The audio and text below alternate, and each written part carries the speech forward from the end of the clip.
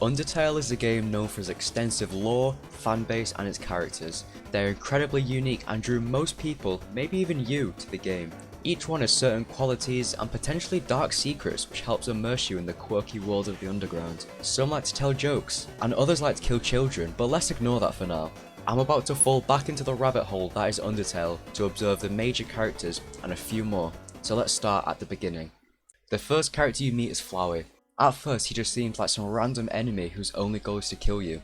He acts as the tutorial fight who drills into your head that this world is kill or be killed, just like a typical RPG. At the end of the ruins, Flowey will judge us depending on how we played, and for example, if we kill Toriel then reset to spare her, Flowey will call us very clever sarcastically, as he's aware of us initially murdering her. Although we don't actually know how he knows until we skip a bit to the end of the game, where Toby Fox shoots you with all this information about Flowey. He's a flower injected with determination, and he's actually the dead prince of the underground, Asriel Dreamer. He has the power to save and reset, and so he decided to do everything. He's saved everyone, killed everyone, he's read every book, burned every book. Flowey has done pretty much everything, so he doesn't care anymore. Furthermore, as he's technically not a monster or a human, he's incapable of feeling empathy or even love. He's pretty much a psychopath, but once he's Asriel again, pause, we'll come back to him later. So I've actually already talked about Toriel, Sans and Papyrus, albeit briefly, but you can watch it here on the top right. So we'll skip a bit to Waterfall to where we encounter the leader of the Royal Guard. Just like with Flowey, we think that Undyne is just a heartless killing machine who does Asgore's dirty work. But after we show a bit of mercy and bond over cooking, she actually befriends Frisk, with a bit of help from Papyrus. During the date, she talks about how kind Asgore is and her childhood. She was hot-headed and trained under the king and now trains Papyrus, but he's too soft so he's learning to cook instead. Undyne's very vulnerable at this moment, as she reveals how compassionate she is for the people she loves. But it's weird since she always believed humans are evil and it's a black and white world, and the genocide route only fuels these beliefs. In another timeline, you strike at Monster Kid, but it's blocked by Undyne. The leader of the Royal Guard seemingly dies in one hit, just like Toriel, just like Papyrus. But this is different. She's determined to beat you. You see, she's the only monster to naturally have determination, unlike Flowey who was just injected with it. In the fight, the true hero emerges. This fight is harder than Sans in my opinion, and the music definitely reflects that. In the normal fight, Spears of Justice plays in the background and it's upbeat and energetic, making it seem like a comic book fight. Although compare it to battle against a true hero, and the mood is completely different. The notes are more elegant and it sounds like it would fit any fight in AOT.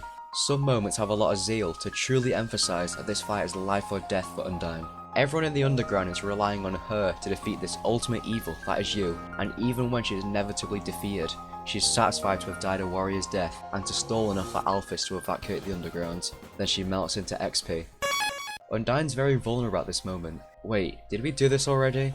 Oh yeah, but she's also very passionate, and that passion ends up in her house burning down. Although she's not the only resident in Waterfall, there's actually 2 more homes to explore. At some point we find a snail race and 2 phallic looking houses. Oh wait, it's just the shape of Napstablook.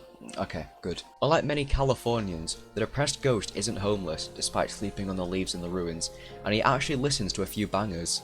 Napstablook is extremely introverted with a low self-esteem, yet he still manages to be polite. There's not really much to talk about him, but you know, he deserves some love. Next door to him though, is actually the home to Mettaton. You might have never even been in there since you have to buy the mystery key from Bratty and Catty, then go all the way back to Waterfall.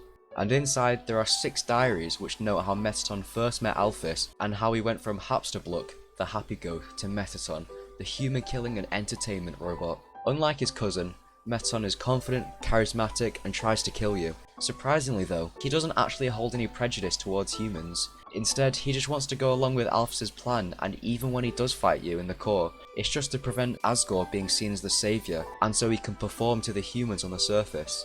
However, what's odd is that despite being so self-centered, when receiving calls from viewers, he's moved by his fans, and ultimately decides to stay in the underground. Just like Undyne, Mettaton is another character who initially seems evil, but his true goal is to be famous, which is why he agreed to become corporeal, with the help of Alphys. The royal scientist of the underground is far from perfect. She's full of dark secrets, insecurities, and she's obsessed with anime. Despite all this, Alphys is extremely talented, which is why she was chosen as the successor to him. When we first meet her after breaking into a lab in Hotlands, she seems like a stereotypical nerd. She's disorganized, eats instant noodles, and she has many figurines of anime characters. And due to her insecurities, she devises a plan to manipulate Frisk into relying on her for help throughout Hotlands. All this to create a fake persona to insert herself into Frisk's adventure as a mentor, a heroine. But why is she so insecure? The answer is actually hidden right in here, the bathroom. Psych, it's actually a lab. In the True Pacifists route, we gain access to the True Lab. It's not the coziest of places, but it's home to the Amalgamates, Alphys' greatest failure. In an attempt to break the barrier, she injected some of the monsters with determination, but since monsters aren't actually capable of handling it, they melted and fused together into these amalgamations. Alphys then became overwhelmed by this failed project, so she confined them in the True Lab, whilst the families of the Amalgamates called and sent letters. This led to Alphys hanging around the garbage dump, since it's her element. This led to her meeting Undyne, and she explained her theories about the Abyss. Then they started watching anime together, but Alphys disguised as human history. Undyne admired her confidence in her scientific work, but Alphys fears what she would think if she confessed the truth, and also her love. If we skip to the many endings of the game, then Alphys' story can end in many different ways. In the failed genocide route, we kill Undyne the Undying, so we never actually meet Alphys, although when Sans calls us, he immediately hands the phone to her, who is the new ruler of the underground. She explains that after hearing Undyne's final words, she was determined enough to evacuate the remaining monsters to a safe place, most likely the True Lab, as she mentions that if she evacuated everyone, then they would learn the truth. Instead of being angry at Alphys and rejecting her, they lauded her as a hero, and she became the queen of the underground, since, you know,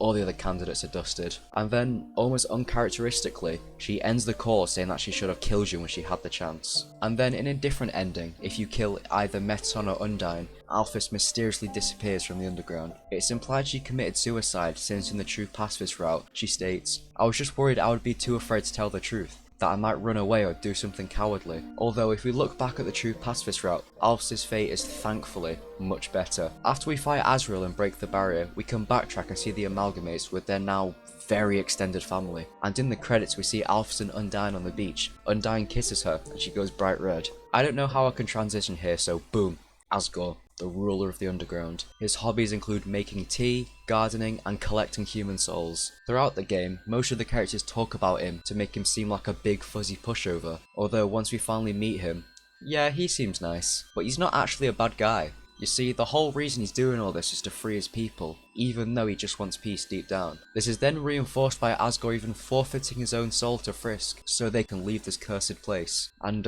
you know what happens next. Let's ignore that for now and talk more about Asgore's attitude towards his duties. Maybe wondering why he feels obligated to harvest human souls, despite the monsters knowing they aren't as strong as the humans. Well, it's because of his family being torn apart. Both of his children have been killed by them, so he declared war against humanity in a fit of rage. Consequently, Toriel left Asgore and he now serves his people as a saviour, although deep down, again, he just wants peace. Asgore lives in the past. All he wants to do is see his family again. The royal family, torn up by violence, and the underground lost the brains behind the throne. You see, according to Gersim, everyone knew that Toriel was the smarter one between her and Asgore, and this becomes apparent once you look at the region names. You've got Home, and then you've got New Home.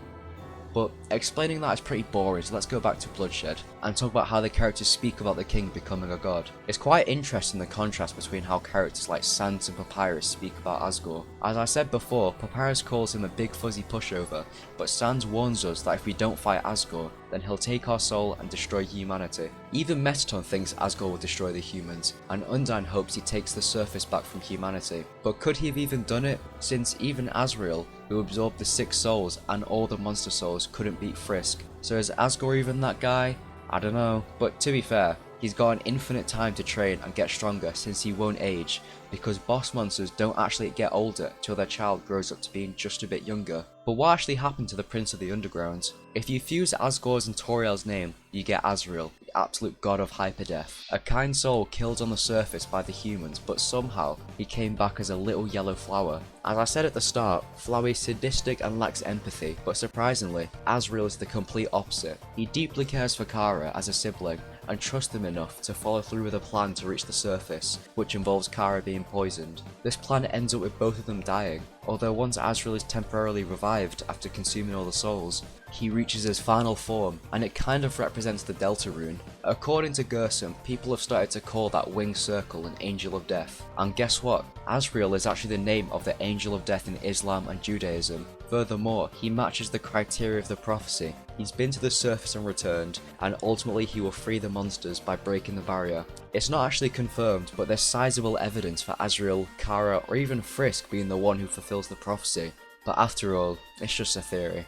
Right after we fight Asriel, we can actually return to the very start of the game where we first fell down to see him at the flower bed. He's curious about why Frisk even climbed up Mount Ebert and why we came back to him. He recites the story of when Asriel and Kara were one on the surface and how Kara actually went to fight back, but Asriel chose peace, despite the humans attacking them. I think this moment really sums up Asriel's character. He's mature enough not to restart the war between humans and monsters, even if it meant sacrificing his own life for the sake of amity. But if you want me to analyse the highs and lows of Frisk and Kara, or even the Deltarune characters, then subscribe for a 10k a month in New York apartment, and I'll see you guys later.